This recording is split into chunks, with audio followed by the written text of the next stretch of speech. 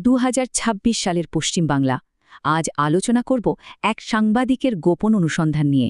2026-এর নীরব বাংলা। রাতের শহর বাইরে থেকে একদম শান্ত, কিন্তু এই নীরবতার আড়ালে সাধারণ মানুষের মনে লুকিয়ে আছে ভয় আর অস্থিরতা। গরু, ধর্ম আর মাইক নিয়ে বিতর্ক চলছে, সাথে সোশ্যাল মিডিয়ার প্রচার, সব মিলে সমাজে এক গভীর বিভাজন তৈরি হচ্ছে। এই বদলে যাওয়া পরিস্থিতি নিজ চোখে দেখতে এক তরুণ সাংবাদিক গ্রাম থেকে শহর পর্যন্ত অনুসন্ধানে বেরিয়ে পড়েন। তিনি দেখলেন ভয়ে মানুষ নিচু গলায় কথা বলছে, তবে এর মাঝেও হিন্দু মুসলিম পুরনো বন্ধুত্ব টিকিয়ে রাখার লড়াই চলছে। অনুসন্ধানের এক পর্যায়ে গল্পটা নতুন মোড় নেয়। সাংবাদিকের দেখা হয় এক বয়স্ক আলেমের সাথে, যিনি ভিন্ন এক দৃষ্টিভঙ্গি দেন।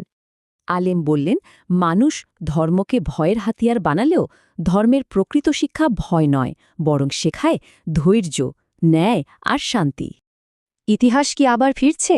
মক্কার নির্যাতন বা কারবালার ত্যাগের মতোই কঠিন সময় যুগে যুগে মানুষের বিশ্বাসকে পরীক্ষা করেছে।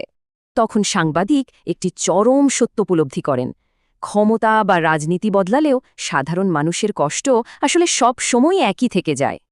গল্পের শেষ দৃশ্যটি বেশ প্রতীকী। দূর থেকে ফজরের আজান ভেসে আসছে, আর ঠিক তখনই উঠছে নতুন ভোরের সূর্য। সবশেষে এই বিশ্লেষণ সবার মনে একটি গভীর প্রশ্ন রেখে যায়। পশ্চিম বাংলায় কি সত্যিই আবার আগের মতো শান্তির বাংলায় ফিরবে?